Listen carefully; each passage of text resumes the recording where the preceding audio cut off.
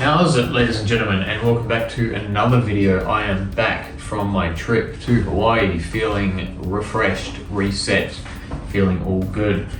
I have a new camera, so I'm hoping it's going to fix the issue with the flickering lights that my videos have had. So we're going to put that to the test today. I'm going to do a dedicated video to expanding foams. I do get a lot of questions in regards to the expanding foam and how I use it to repair dings, ranging from where do you get it from, what density should it be using, does it work with EPS. So now, when I get those questions in the comments, I'm going to be able to have a video to refer people to. Hopefully it answers all of them. If you've got questions, I hope it answers some of them, and we'll do a little pour and have a chat while we do it. So for those interested, and I don't know if it's important information, but of course 2-part PU expanding foam has 2 parts, a part A and a part B. Part A being an isocyanate, whatever the hell that means, and part B being a polyol. I don't know if that's important to anybody, but you never know. I personally use a 56 kilogram density. I find that closest to a PU blank, and I do use that in EPS blanks as well. So one of the common questions is, can it be used with EPS? And the answer to that is yes. So I think if I was just to pour this or this on an EPS blank, it would most likely melt the foam. But once they're mixed together, the chemical reaction's so quick that it doesn't get a chance to have any negative effect on the EPS. So yes, I do use it for epoxy repairs in EPS blanks as well. One of the questions I get asked a lot is, where do I get it from? And as selfish as it might sound, I'm not really inclined to give away my supplier's contact details, because I have actually, over a couple of years, had a bit of a mission finding a consistent supplier of this stuff. This particular company I found when my old supplier stopped stocking 56 kg, which is what I needed.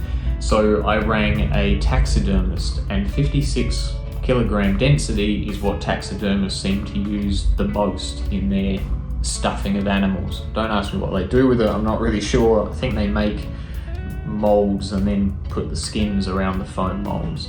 So I rang my local taxidermist, or not my local, but I rang a big looking taxidermist company and I said, what foam do you use? They said 56 kg. I asked for their supplier and they gave me the contact, and I had some. So if you can't find a PU foam manufacturer in EU, your next step might be to contact a taxidermist and see if they can help you out. So continuing on the subject of densities, when I say that I use a 56 kilogram density foam, what that ultimately means is if I were to fill a cubic meter with this particular material, it would weigh 56 kilos. So if you happen to be in Canada, the States, somewhere that uses pounds, they're not going to measure your foam in cubic meters, they're going to measure your foam in cubic feet. And the weight of a 56 kilo foam in cubic feet will be 3 pounds when converted. So if you happen to be in a country where they don't use kilos, you're looking for a 3 pound foam. And as far as I've read up, that's as close as you're going to find to a 56 kilo foam, which is what I'm using. I don't even know what a pound is. I wouldn't recognize one if it kicked me in the nuts, but do some Googling on it. There is a website that converts these things, so I'll try to remember to leave that in the description, and you can go and have a look and a play and see what's available to you. I do also use a 64 kg foam on occasion, not too often, and normally only when it comes to massive D-lambs or particularly bad snaps. It's a lot harder, it's harder to sand, it's a little too rigid. So for things like fin boxes and fin slashes and things like that, it's a little overkill. But yeah, you might want to have a look into that as well and see what that is in pounds. How do we use the stuff? Well, let's do a little pour. There are a couple of little FCS1 plugs that are missing from this leftover board, so we're going to fill that today just as an experiment. So like I said, it's a 1-to-1 mixing ratio, and just to show you how far this stuff goes, I'm going to mix the minimum amount that I possibly can. So that's going to be 10 mils in total, and it's going to be 5 mils of our polyol and 5 mils of our isocyanate. For this density of foam, I'm going to count to 60 seconds. I'm actually not, because I'm talking, so I've lost count already.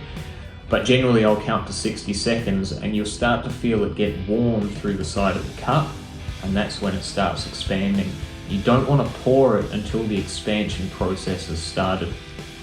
The longer this stuff is sitting still, the more chance there is for air bubbles to form. But while the goop is moving, air bubbles can't form because everything's moving. So you want it moving for as long as possible before you pour it. So like I say, I've totally lost count, but here's our little fin plugs that need replacing. I'm just going to keep mixing it. I can feel the cup is starting to get a bit warm now. Definitely wear a mask when you're using this stuff. I normally would, but you wouldn't be able to understand me. But it does smell, and it's probably not the best thing to ingest in your lungs. So I'm going to put a little bit in there. Now, just like a surfboard blank, the skin is the hardest bit. The further you sand into or plane into your foam, the softer it's going to get towards the middle. So ideally, we don't want the foam expanding too much above what we're pouring into, so that it's still nice and hard by the time our sanding is done. I'm going to give this maybe a minute or so, and it should be fully expanded and pretty solid by then. You see an air bubble forming here. I'm going to give that a pop. They're kind of inevitable, not the end of the world, and that's sort of why I end up giving them a skim after sanding with some Q-cell or some micro balloons. But normally with something small like this, you won't need to.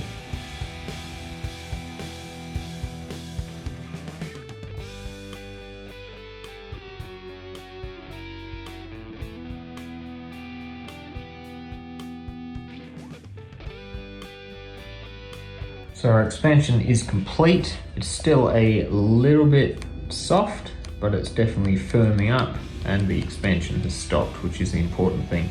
So remembering we started with 10 mils, which is there. So we've got a hell of a lot of foam out of 10 mils. A little goes a long way. These are probably slightly overfilled. For an FCS1 replacement, it wouldn't matter too much, but the smaller we can get the overflow, the better, because as we sand into this, the foam's only going to get softer and softer as we get deeper.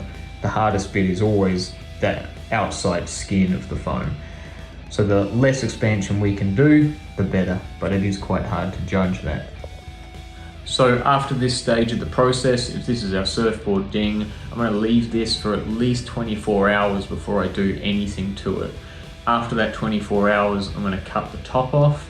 If I have enough air bubbles to be concerned about, then I'm going to give it a really tight skim with some micro balloons mixed with resin, either epoxy or poly, depending what board you're fixing.